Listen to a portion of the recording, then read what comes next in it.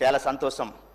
ఈరోజు ఎన్నో ఏండ్ల తర్వాత ఆశ్రమ పాఠశాలలలో అదేవిధంగా వసతి గృహాలలో మరి డైట్ ఛార్జ్ పెంచడం అనేది నా ఆదివాసీ గిరిజన విద్యార్థులందరూ కూడా చాలా హర్షం వ్యక్తం చేస్తూ ఉన్నారు.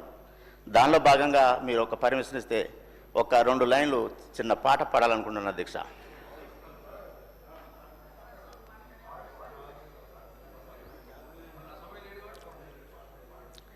ధన్యవాదాలు అధ్యక్ష.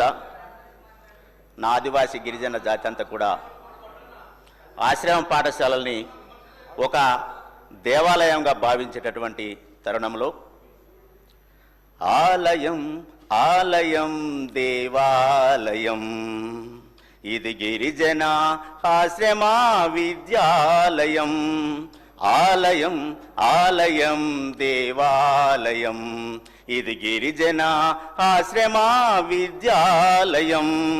గిరికోనలలో వెలసిన విద్యాలయం వనవాసి విద్యార్థుల జ్ఞాన జ్యోతి నిలయం. గిరికోనలలో వెలసిన విద్యాలయం వనవాసి విద్యార్థుల జ్ఞాన జ్యోతి నిలయం. ఎల్లలు లేని విద్యార్థికి కన్న తల్లి, ఎల్లలు లేని విద్యార్థికి కన్న తల్లి, కల్లలు ఎరుగని గిరిజన విద్యాలయం. కల్లలు ఎరుగని గిరిజన విద్యాలయం. ఆలయం ఆలయం దేవాలయం ఇది గిరిజన ఆశ్రమ విద్యాలయం. ధన్యవాదాలు అధ్యక్ష.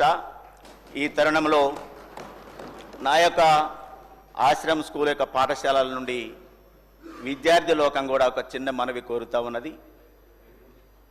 ఏదైతే గురుకులంలో కానీ కస్తూర్బాలో కానీ ఏదైతే ఇంటర్మీడియట్ అప్గ్రేడేషన్ చేయడం జరిగిందో, అదేవిధంగా ఎన్నో ఏండ్ల తరబడి ఆశ్రమ స్కూల్ వ్యవస్థ ఏర్పడినప్పటి నుండి కూడా ఈ రోజు వరకు కూడా ఇంటర్మీడియట్ అప్గ్రేడేషన్ కాలేదని కూడా నా ఆదివాసీ గిరిజన ప్రాంత ఆశ్రమ స్కూల్ విద్యార్థులందరూ కోరుతూ ఉన్నారు. సార్, మీ ద్వారా ప్రభుత్వానికి సీఎం గారికి ప్రత్యేకంగా ఆశ్రమ స్కూళ్లను కూడా ఇంటర్మీడియట్ అప్గ్రేడేషన్ చేయవలసిందిగా తమరి ద్వారా నేను